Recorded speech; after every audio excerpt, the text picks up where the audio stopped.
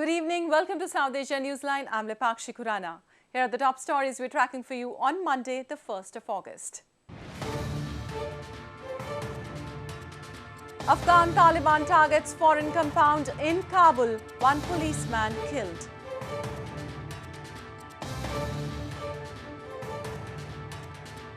India to bring back workers facing food crisis in Saudi Arabia.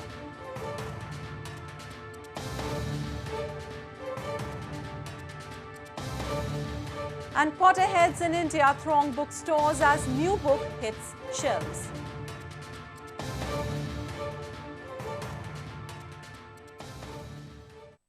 And now for all the details. Two Taliban militants were gunned down on Monday by security forces after they attacked military and logistics services compound in Afghan capital Kabul. No civilian casualty was reported.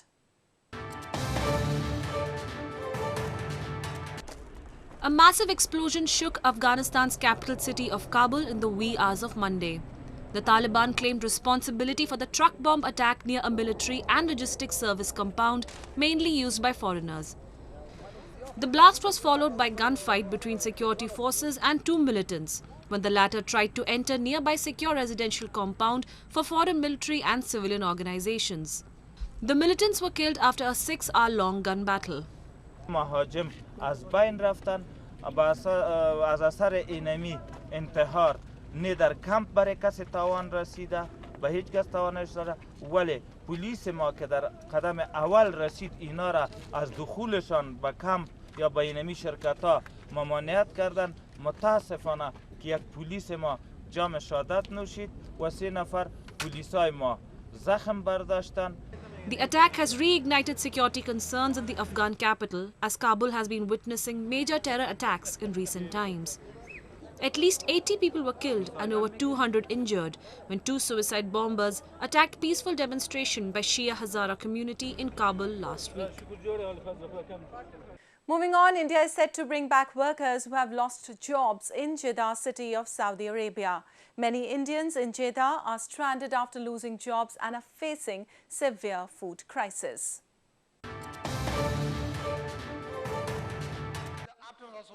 Indian Foreign Minister Sushma Swaraj on Monday said that the government will try to bring back workers who have lost their jobs in the port city of Jeddah in Saudi Arabia, as thousands of Indians in the Gulf country are facing acute food crisis. Swaraj said this during the ongoing monsoon session of the parliament.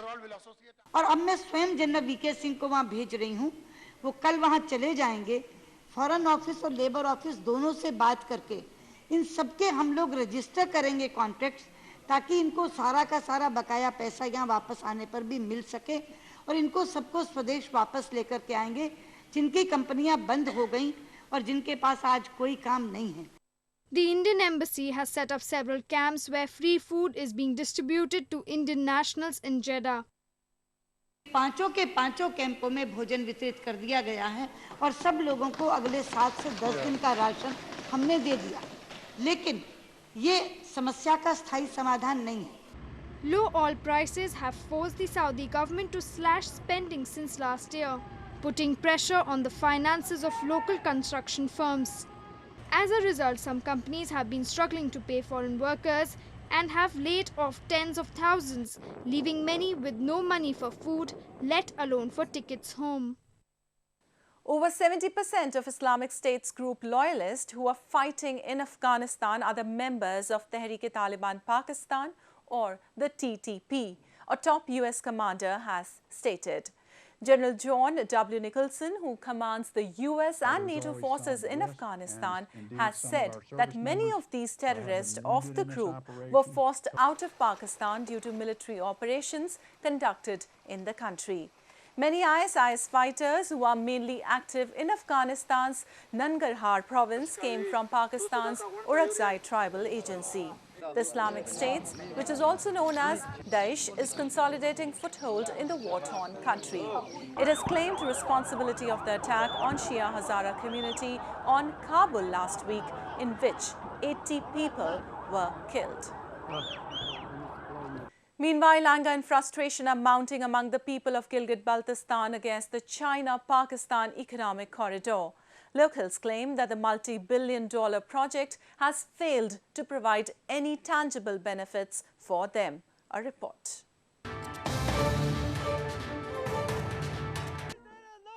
People of illegally occupied region of Gilgit-Baltistan have taken to the streets to protest against the much publicized China-Pakistan Economic Corridor or the CPEC project.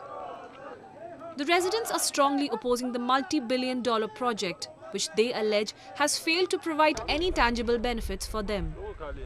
The project is being touted by Pakistan as a game changer for the economy of the disputed region, as it will generate jobs for the locals.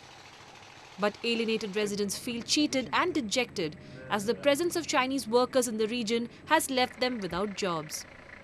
ऐसा ना हो कि यहाँ के लोग जो है वो यहाँ से गुजरने वाले कंटेनरों का धुआं सूंघते रहें या वो किसी टेले के ऊपर बैठकर चीन से आने वाले कंटेनर्स को गिनते रहें कि जी इतने कंटेनर गुजर गए और उन्हें किसी किस्म का कोई फ़ायदा ना हो। तो इस हवाले से अवामी एक्शन कमेटी ने भी जो है वो मुख्तलिफ एहतजाजी जलसे मुनक्किद करना शुरू किए हैं। The CPEC is being seen as a sheer attempt to exploit the resource-rich region by both China and Pakistan.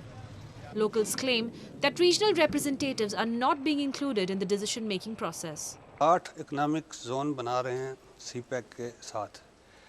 GB में एक भी नहीं, आज़ाद कश्मीर में एक भी नहीं, जिसको ये आज़ाद कश्मीर कहते हैं। तो वहाँ से ये सीपैक गुजरेगी। दियामर में सिर्फ एक आर्मी का हेडक्वार्टर बना रहे हैं सीपैक की सिक्योरिटी के लिए। इसके अलावा कश्मीर में कोई मतलब 40 बिलियन डॉलर का ये जो प्रोजेक्ट है उसमें से कुछ भी इन्वेस्टमेंट ना तो आज़ाद कश्मीर में और ना गिलगित-बल्तिस्तान में की जा रही है। Despite being the gateway to the $46 billion project, the region, which was illegally occupied by Pakistan over 7 decades ago, continues to reel under poverty and underdevelopment. Moving on to news from Maldives, international community has expressed concerns over the introduction of a bill to criminalize defamation in Maldives, stating that the bill will be a serious setback for freedom of speech in the country if it is passed. In a joint statement, embassies of the US, Germany, the Netherlands and the High Commission of the United Kingdom and the European Union delegation said they supported all Maldivians struggling to preserve democracy and human rights in the country. They have accused President Abdullah Yameen of eroding democratic nuances. Many Maldivian journalists have stated that the bill will prevent them and citizens from speaking out over serious accusations of corruption and the integrity of state officials. Fans of Harry Potter in India are making beelines in bookstores for the latest book from the series. The book Harry Potter and the Cursed Child has created frenzy among book lovers in India.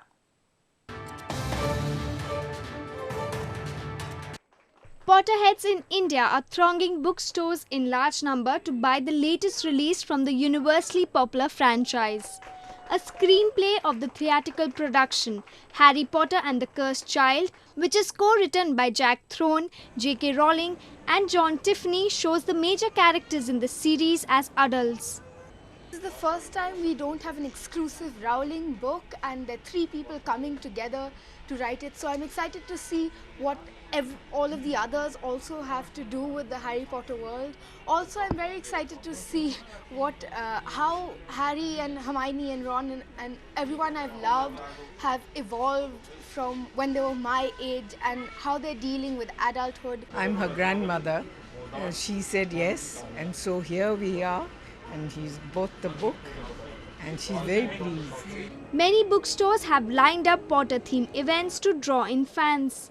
You can participate in a lot of activities that we will be conducting today, like we have quizzes, we have dress up as Harry Potter, and a lot of excited Potter fans will be given a lot of surprises. So yes. Fans have been eagerly waiting for the past 9 years after the last Potter book, Harry Potter and the Deathly Hallows, was released in 2007. There was an air of festivity across India on Monday as Hindus offered special prayers to Lord Shiva on the occasion of Shravan Shivratri.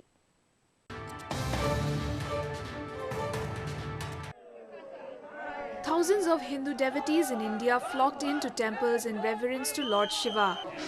Shivratri, the wedding of Lord Shiva to goddess Parvati, is considered extremely auspicious, especially when it falls on the month of monsoon, known as Shravan in the Hindu calendar. Many saffron-clad pilgrims took holy dip in the river Ganges and fetched the holy water.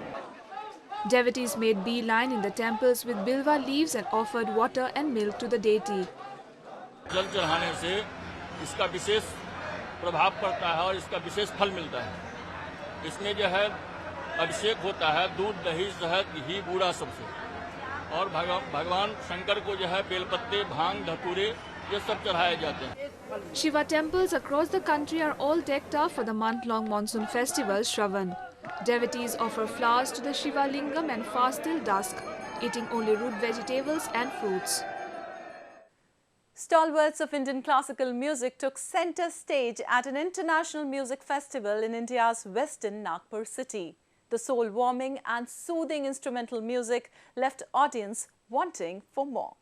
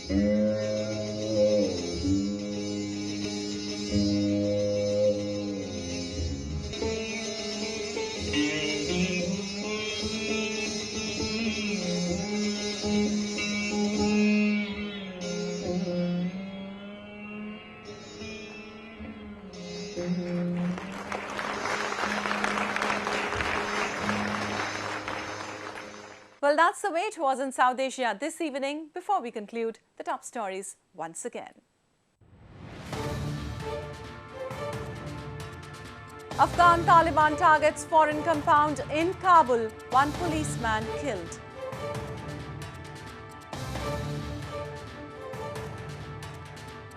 India to bring back workers facing food crisis in Saudi Arabia.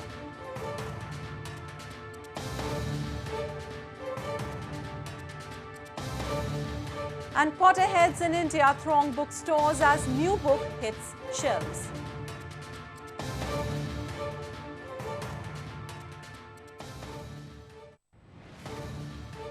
Now our viewers can watch the show on SouthAsiaNewsline.com.